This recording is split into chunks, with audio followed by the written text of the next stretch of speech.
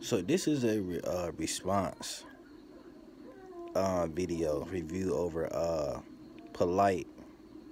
I seen the Power of God G2G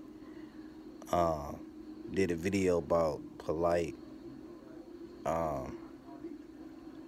with the wise guy, and the question that his daughter asked the wise guy was, if a guy driving, it says three people in the car, if a guy is driving, he get into a car crash, and two people in the back seat dies, should he thank God? And my opinion, I would say yeah. And the wise guy said no. I mean, people got different visions of how to look at it. The wise guy said no because he the one have to keep driving, have to live with that. Uh, two people dying. But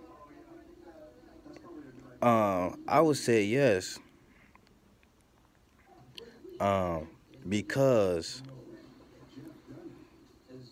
I say like depends on the relationship of the person. If somebody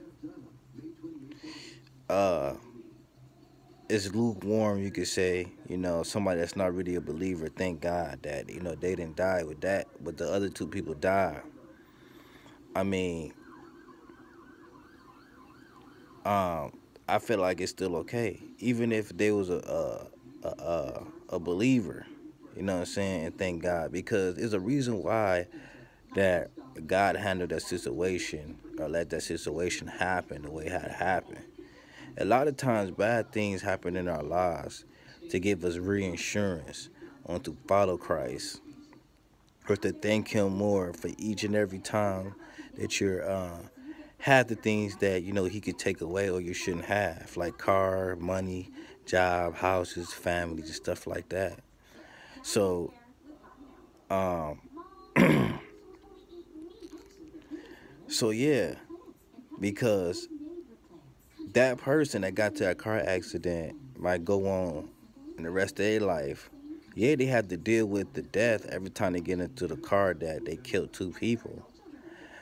But yeah, if they're wise enough to understand why that happened. Now, you hardly want to know if they felt the death or not, because if they die instantly, they probably didn't feel the death, you know. But only God knows if they went to heaven or hell. You feel what I'm saying? Because God could have made that car accident where all three of them died and went straight to hell. So if you wise enough, you're like, man, them people just died. Where did they go?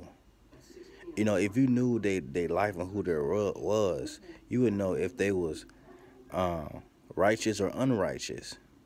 So, you know, you would know for a fact, where they went, was they still in lust, was they having sex out of marriage, was they thieves, was they liars, etc. and etc. Did they not accept the Lord as their Lord and Savior? Did they not do God's will? So, yeah, you should thank God that you didn't die, because you could have went to hell right with them. But yet, the Lord allowed you to stay alive for whatever His reason,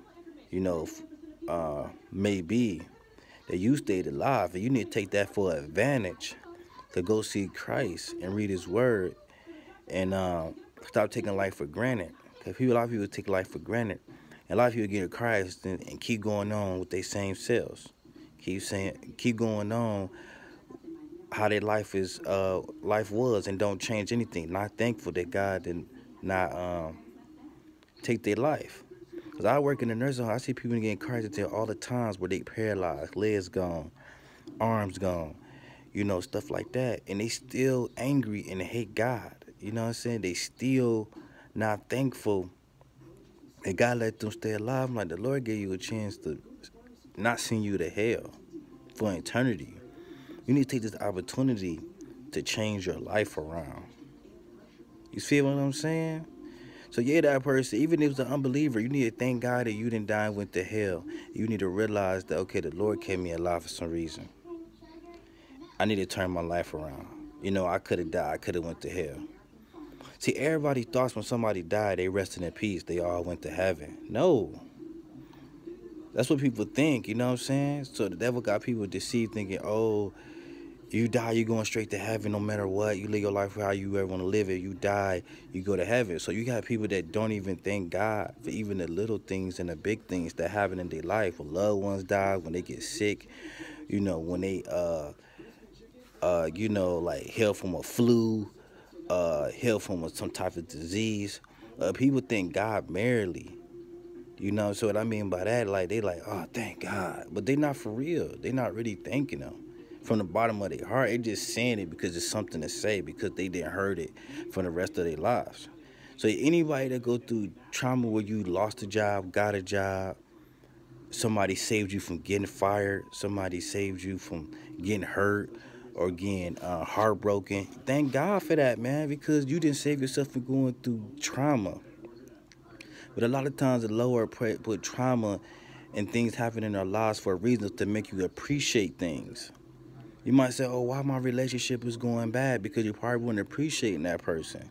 You probably weren't thankful for the gift, even if it wasn't gift that God gave you. That person, when you know that's the right person, when you know that's a good person, that person been good to you, and you just took advantage of them, and you run around your relationship is going stumpy roads and stuff like that because you took advantage.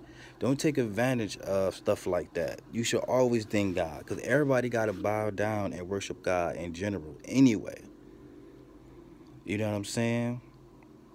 So another one was I think they said what was an accident? Is the accident is your fault?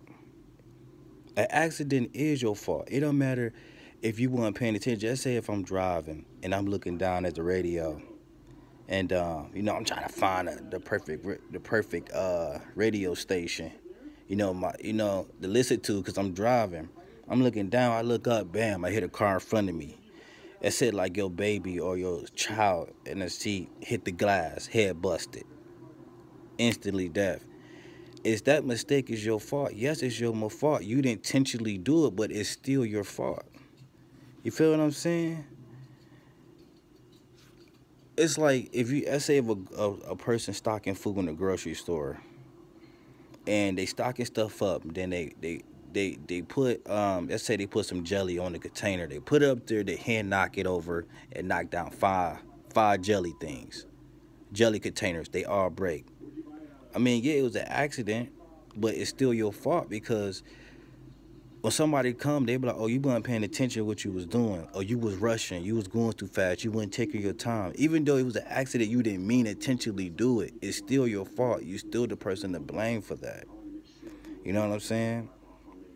There's another example, like you in a relationship and you depressed at a certain time, and you got so much anger built up because you depressed or something going on. Maybe, uh, family member or bills and stuff, and you arguing with your spouse or your mate. You arguing, and you look back like, man, I was wrong. I didn't mean to intentionally go off on them when you be mad. I'm just stressed out and worrying about stuff I shouldn't be worrying about. And I done made them mad. I done made them went out and go cheat. I done made them walk out, stuff like that. You didn't intentionally do it. You know what I'm saying? But it's still your fault. You accountable for that. So yeah, anybody should be thanking God. And if it's not your fault and you make a mistake, it's still you still the one to blame. Come on now. Now,